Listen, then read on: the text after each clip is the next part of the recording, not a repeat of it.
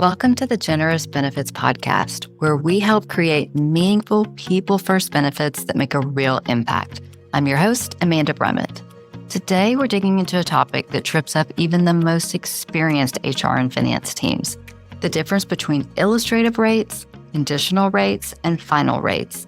If you've ever gone out to market for new benefits or looked at quotes from multiple carriers, you've probably seen those terms and wondered, what do they really mean and what they don't? To help us decode all of it, I am thrilled to be joined today by Beverly Norman, a seasoned leader and someone I've admired in the industry for a long time. Beverly brings years of experience helping employers understand the mechanics behind underwriting, pricing, and the quoting process. And she's one of the best at breaking it all down in plain English. If you've ever had a quote come back looking too good to be true, or been surprised by a final rate that was way off from your expectations, this episode is for you. Let's get into it. Well, Beverly, thank you so much for being here. Everybody that knows you loves you and also knows how busy you are. So I appreciate you carving out a few minutes to chat with us today. I would love to start, before we actually get into rates, with small group, say 2 to 200. What are their funding options? So in small group, a minimum of 2 enrolled and up to 200, they usually gravitate towards fully insured at market just because it's the most familiar and has the stability and longevity. But in like the past, I would say 5 to 10 years, what has really sprouted up is this level funded product that really was born from the time of the Affordable Care Act, ACA. And what we were finding is that the fully insured, if we were able to take the best of what works well in a fully insured and pair it with the best of what works well in what's called a self-insured and make it a hybrid, is that something that would work well in the small group? And what we've learned over the last 5 to 10 years, it absolutely does work. And so you have seen the major carriers come out with these products, these level funded products, and it really does help the small employer have more solutions than they had before. Yeah, I know our team is a huge fan of those. So thank you for that.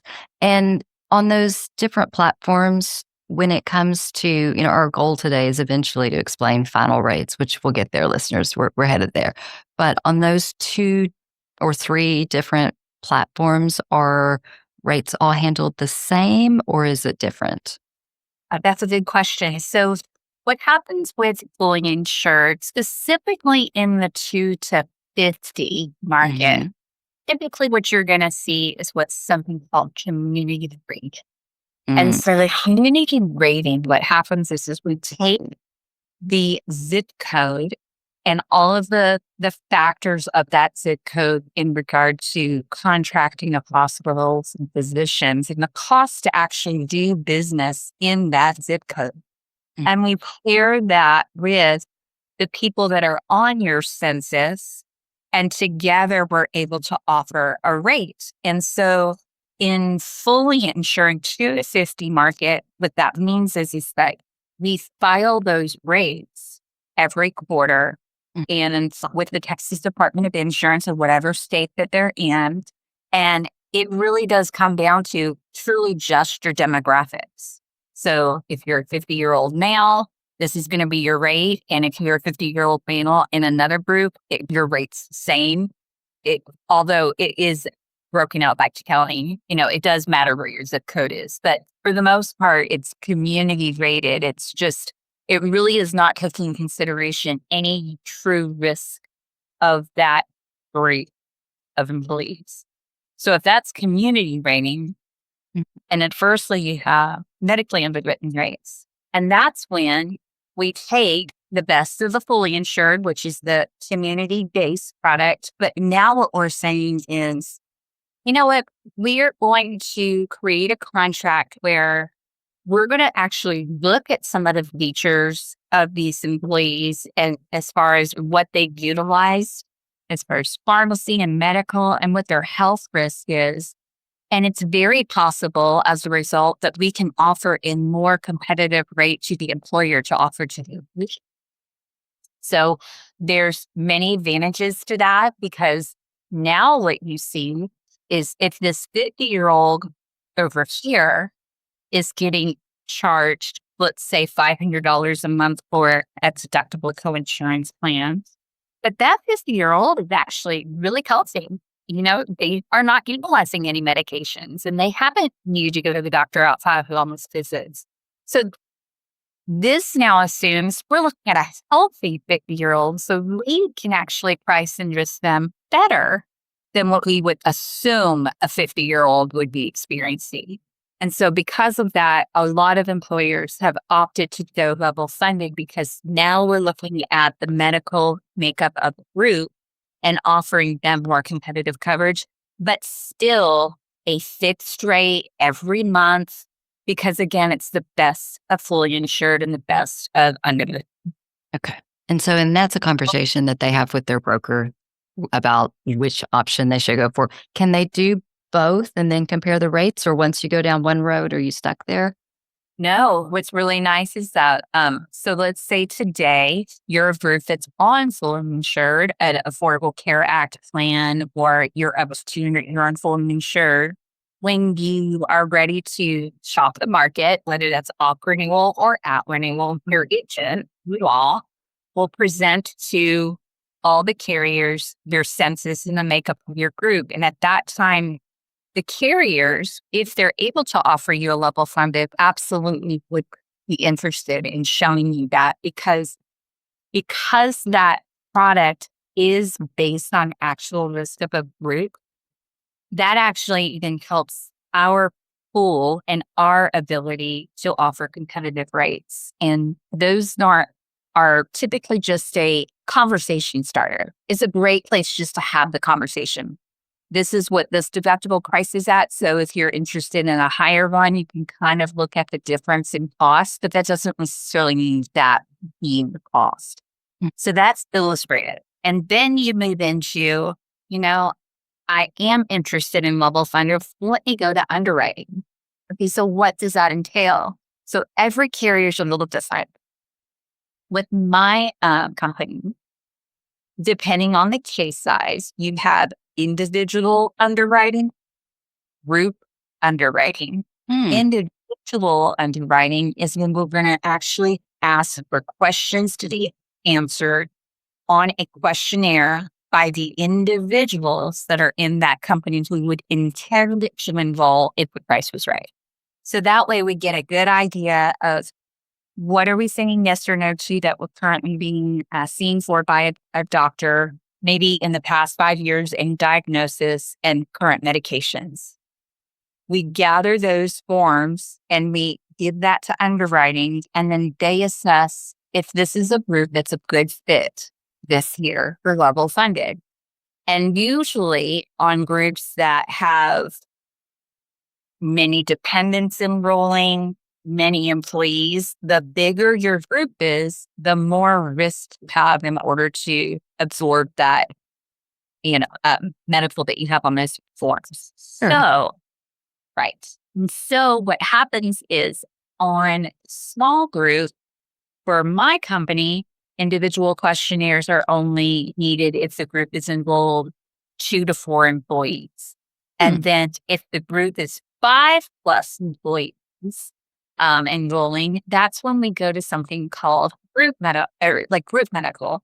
And that's usually most carriers, what they're doing is they're assessing what utilization they've had through pharmacy to develop a risk factor. And then we use our rating methodology to determine the risk and present the rate. And so what's really important for you as an employer is to be sure that the information you're sharing with your agent, it is the legal first name, the legal last name, the home zip code and date of birth, as you would present to a CVS or a Walgreens or an HED, because that information is the national pharmacy database that we're able to pull in and assess what the risk could be. And so it, only the output is going to be as good as the input we put in. So it's really important that we usually don't use nicknames and don't use hyphenated names. We really want to make sure we're presenting to the agent the most accurate information so that they can get a good rate and the best rate for you. Mm.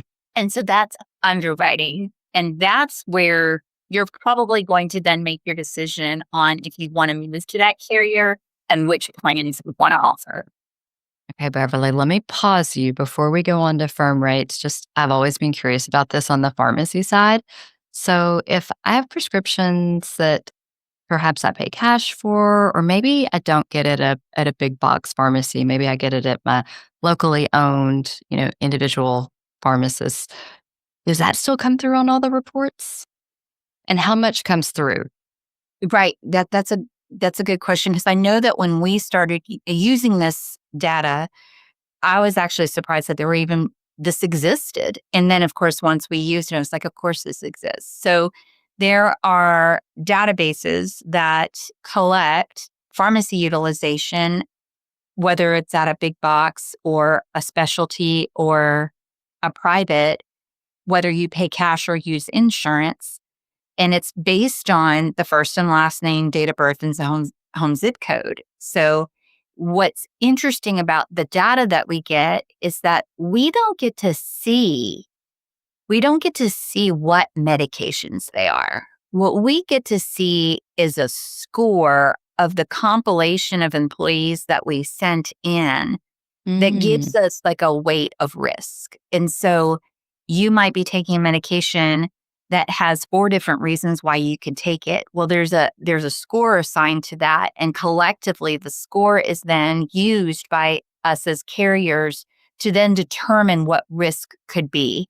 And every carrier has a different methodology of plugging that into theirs. That's why we have a free market and not a monopoly. If we all did it the same, then we'd all have the same rates. So we all have a different method of getting to business and doing business. So yes, we don't get to see though what it's for, how often and how long. We just know that there is medication that's being used or multiple medications being used and what the weight of that medication is in the grand scheme of things, and a score is developed. Gotcha. And so Okay. just rest assured, not everybody's knowing exactly what you've been getting and why you've been getting it. It's just because that's a lot of information. So no, we don't know specifics.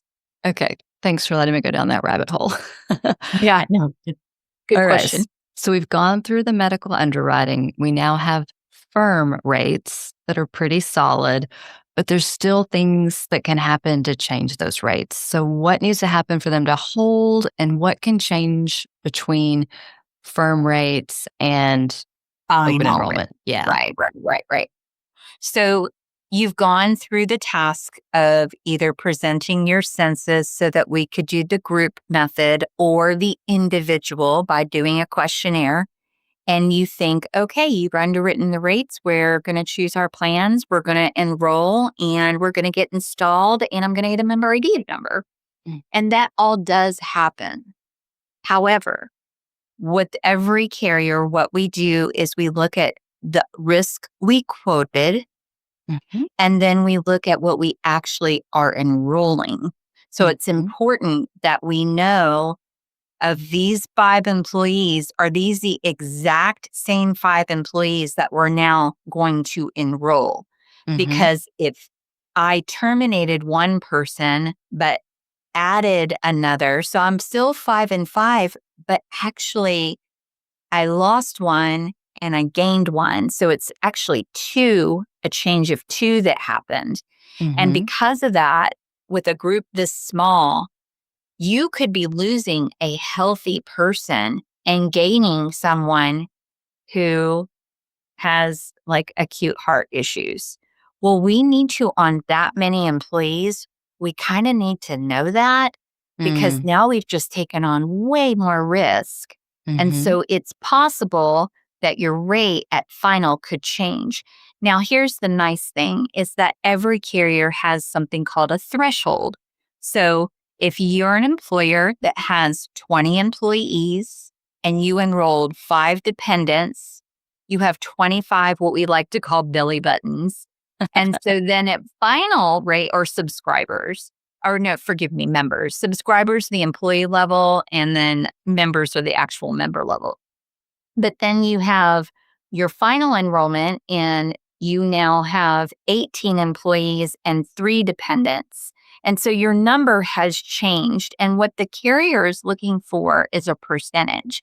If you breach that percentage, that's when final underwriting might look at it and say, you know what, we need to adjust for this rate impact and issue a new rate to consider before we actually will go to install. And so that's your final rate. And I will say with us as carriers, what we do not want to do is surprise a client unnecessarily or dissuade them from wanting to pursue the carrier. So we try our best to hold rates as often as we can. And with my company, it's a 20% threshold, but many in the industry, it's 10. And so it just depends on the insurance carrier, what they're comfortable as a threshold. So more times than not, the bigger your group is, the more risk we have to experience and not maybe even have to look at the rates again.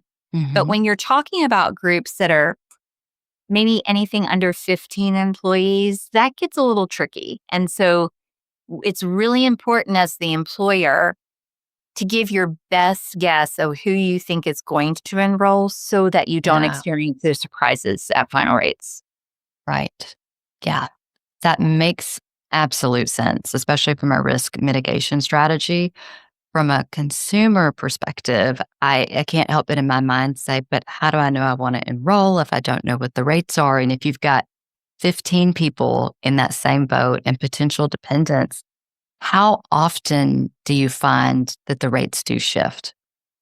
I would say if the group currently has insurance, and you know as the employer, these are the people that are currently enrolled, so they're more than likely going to people who are put on the final.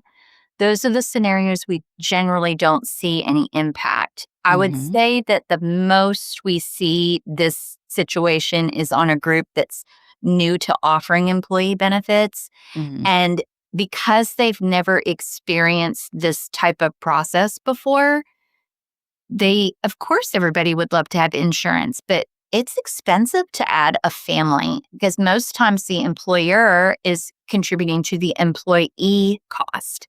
So I think it's important for the employer to communicate with the employees. This is assuming we're contributing this much to the employee only. And that means you, employee, will be then picking up all of the costs for the dependents. And if they automatically say, I can't absorb that in my monthly paycheck, then I would say we want to go ahead and rate for not assuming those dependents are coming on so that when we get to final, we know.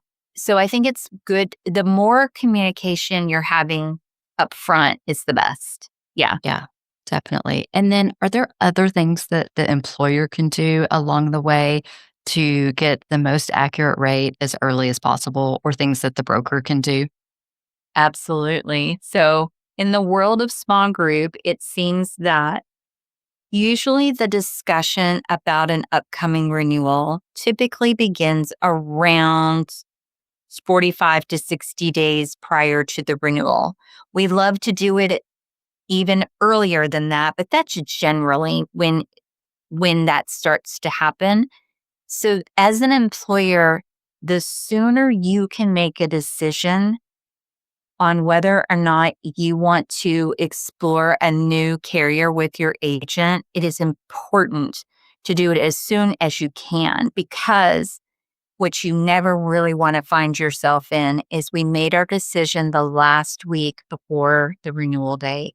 And now with paperwork and enrollment for an August 1st effective date, you finally got that last piece of paperwork in on the 3rd of August. And now we go to final rates, and now my rate changed. And oh my goodness, but I'm already in August. What am I going to do? Well, if we start that process earlier, you have room to make decisions and you might need to renew with your current carrier for that month and then push that carrier that you were going to go with to another month just to give yourself a little time to regroup and realize my census really did change quite a bit. I need a requote. So the earlier you can, now, does this happen often? I No. would say this is not the rule. It's more Right. yes. And so it's not normally the practice. It's just, it could occur. So my biggest, I think, recommendation is always try to make your decision as quick as you can. Yeah, definitely. Especially, hear me when I say especially during fourth quarter. Because if you know anyone in fourth quarter, that is the lion's share of when all business is usually quoted and renewed. So Yes. Yes.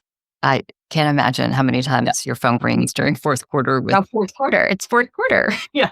yeah, it's wild. If anybody's listening and doesn't live in insurance world, like everything is all hands on deck. I liken it with my friends to something similar to when a CPA has their tax season. Oh yeah. It's just like that for insurance world, but we're fourth quarter and January 1st. Yeah. It's the same thing. Yeah. Yeah, definitely. Okay, so start early. Try to really be accurate in figuring out who's genuinely interested and build quotes around that. Yes. Anything else, or are those two pretty good I after think that? that's going to be, I think it's starting early and knowing from your employees truly who has the means and desire to take the insurance. Because some people say, well, I would love to have the insurance and bring my spouse on. Well, the spouse might have coverage option with their employer and not need to come on as a dependent. And so do we really need to be adding them? Just because they're married doesn't necessarily mean you're going to be covering them. So you really just want to put people on the census that they truly think will be covered. That is super helpful. And honestly, this has always been something that baffled me, but you've explained it with such clarity. Like, I think I can file that away. I now understand the rates. Now I understand. Thank you for that. Thank you for your time. And thank you for all you do for the Generous Benefits team. We all love working with you. We love having you take care of our clients, and you make it a pleasure to do work every day. You guys too. We really, I'm very thankful to be working with you all. Thank you, Amanda.